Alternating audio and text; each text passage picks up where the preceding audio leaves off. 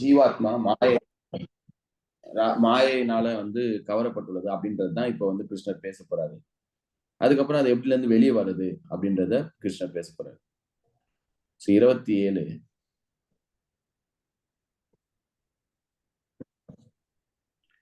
கிருஷ்ணர் இச்சா துவேஷ சமுத்தேன துவந்த மோகேன பாரத சர்வபூதானி சம்மோகம் சர்கே யாந்தி பரந்தபா.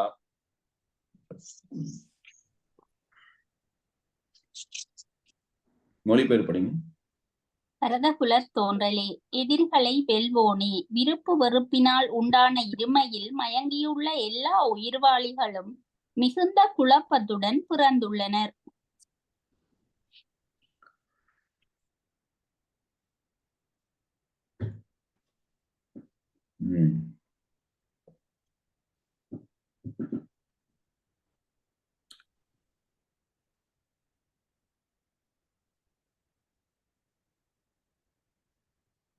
குழப்பம்.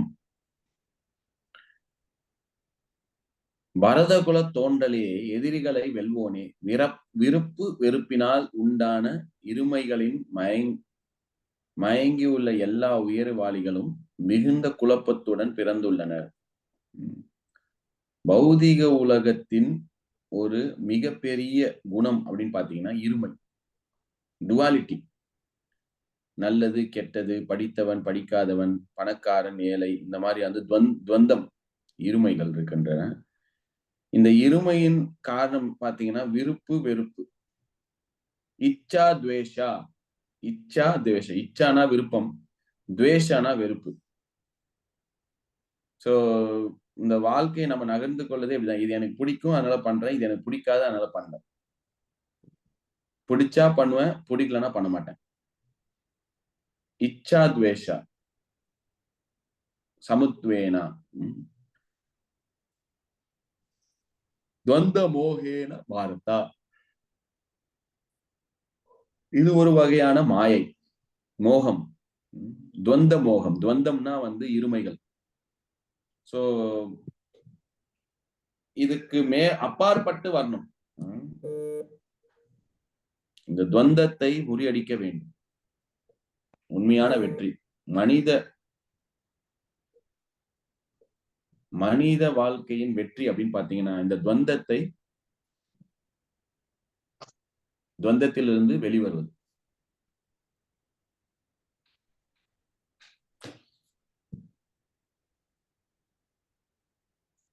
அந்த துவந்தம் என்ன? விருப்பு வெறுப்பு.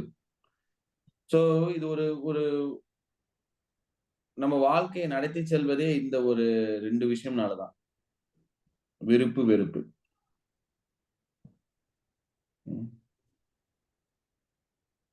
எனக்கு பிடிச்ச விஷயம் மட்டும் வேணும், பிடிக்காத விஷயம் நான் பண்ண மாட்டேன். விருப்பு வெறுப்பினால் உண்டான இருமைகளின் மயங்கி உள்ள எல்லா உயிர்வாழ்வும் இது ஒரு மாயை. சோ இந்த பௌதிக இந்த மாயை வந்து நம்மள கவரப்படுகிறது. நம்ம வந்து இந்த துவந்தத்தினால் குழப்பத்துடன் பிறந்துள்ளனர்.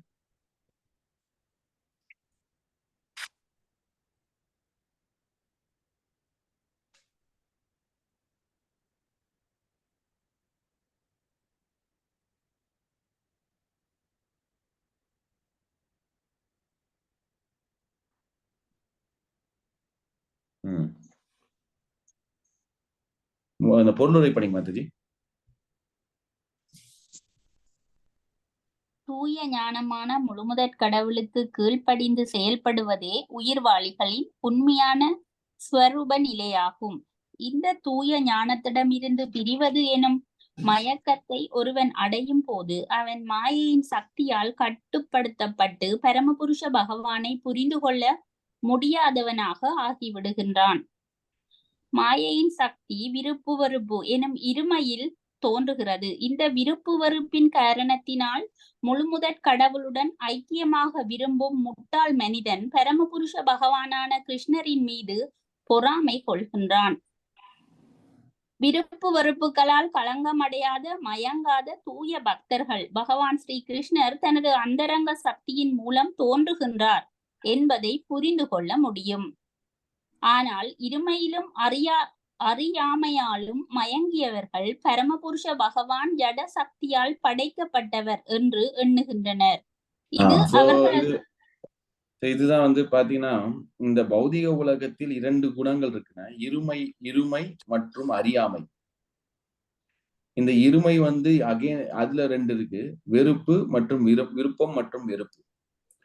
தூய பக்தர்கள் வந்து அந்தரங்க சக்தியில் இருக்கிறார்கள். அது பாத்தீங்கன்னா, இந்த விருப்பு வெறுப்புகளால் களங்கம் அடையாத மயங்காத தூய பக்தர்கள் பகவான் ஸ்ரீ கிருஷ்ணர் தனது அந்தரங்க சக்தியின் மூலம் தோன்றுகிறார் என்பதை புரிந்து கொள்ள முடியும்.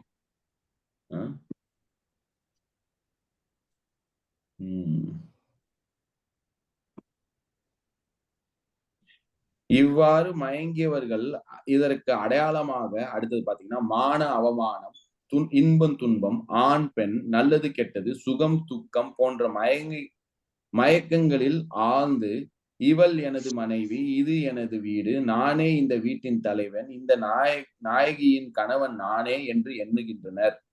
இதுவே மயக்கத்தின் இருமைகளால் இவ்வாறு மயங்கியவர்கள் முழு முட்டாள்கள் என்பதால் பரமபுருஷ பகவானை புரிந்து கொள்ள முடியாது. சோ இந்த இருமையினால என்ன பிரச்சனை அப்படின்னு ஒருத்தர் கேட்கலாம். இந்த இருமை என்ன நம்மளுக்கு பிரச்சனை தரும்னா, இந்த இருமை வந்து நம்மள ஒரு உடல் ரீதியான மனப்பக்குவத்தில் வாழ்க்கையை நடத்தி செல்வோம். அதற்கு மேல சிந்திக்க மாட்டோம்.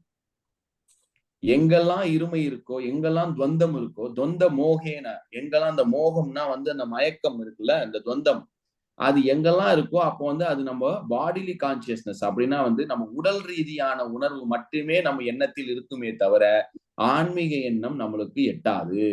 இந்த துவந்தத்தை விட்டு வெளியே வரும் பொழுது அந்த தூய பக்தர்கள் ஸ்ரீ பகவான் கிருஷ்ணரை புரிந்து கொள்கின்றனர், ஆன்மீக ரீதியாக புரிந்து கொள்கின்றனர். சோ இங்கதான் கிருஷ்ணர் சொல்றாரு, பரதகுல தோன்றலே எதிரிகளை வெல்வோனே, விருப்பு வெறுப்பினால் உண்டான இருமைகளின் மயங்கி உள்ள எல்லா உயிர்வாளிகளும் மிகுந்த குழப்பத்துடன் பிறந்துள்ளனர்.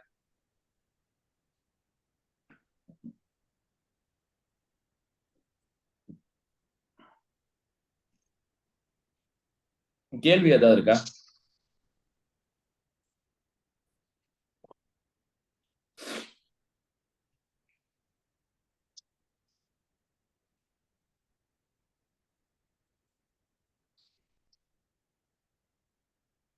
பாருங்க, நம்ம வந்து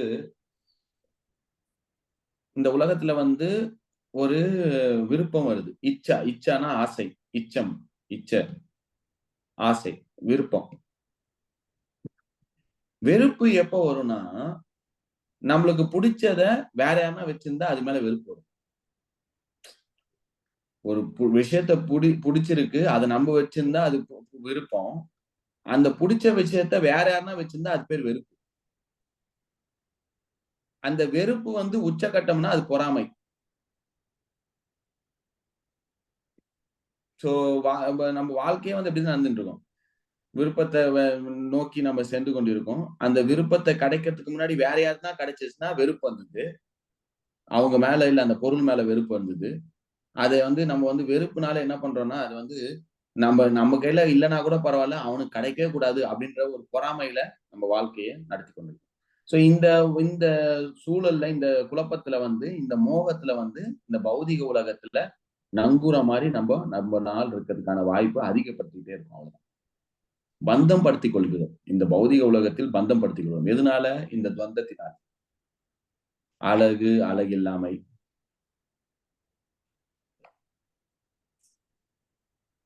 சோ இதுல இருந்து வெளியே வரணும். இதுல இருந்து வெளியே வரும்போது அந்த அந்தரங்க சக்தியினால் மறைக்கப்பட்ட கிருஷ்ணரை நாம் பார்க்க முடியும். ஆனா இந்த துவந்தத்திலிருந்து எப்படி வெளியே வருது?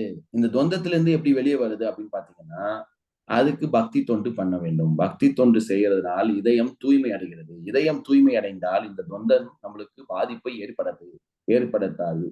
அதை புரியுங்க. ஓகேங்களா?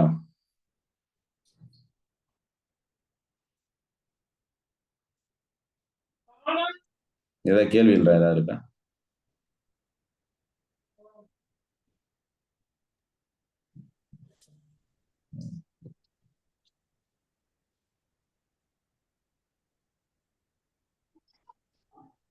சரி, ஓகே. ரொம்ப நன்றி எல்லாருக்கும். ரொம்ப டாலரேட் பண்ணி இந்த கிளாஸ் கேட்டது. இன்னைக்கு கிளாஸ் சரியா இல்லைன்னு எனக்கே தெரியும், கொஞ்சம் டயர்டா இருக்கு. ஜுலன் யாத்ரா வேற ஃபெஸ்டிவல் போயிட்டு இருக்கு. பல்ராம் பூர்ணிமா வேற வருது செவ்வாய்க்கிழமை. நம்ம Balram Purnima is very important. Balaram வந்து சக்தியை கொடுப்பவர். ஆன்மீகத்துக்காக தேவைப்படுகின்ற சக்தியை கொடுப்பவர் பலராம். ஸோ அதனால வந்து நம்ம பல்ராம் பூர்ணிமா கொண்டாடணும். ஸோ செவ்வாய்க்கிழமை கண்டிப்பா நீங்க பக்கத்துல இருக்க இஸ்கான் இல்லைன்னா முடிஞ்சா கோயிலுக்கு போயிட்டு பல்ராம் பூர்ணிமா, பல்ராம் ஜெயந்தியை ஓகேங்களா? ரொம்ப நன்றி. Thank you very much. Hare Krishna. Hare Krishna. Hare Hare Krishna Sachin. Hare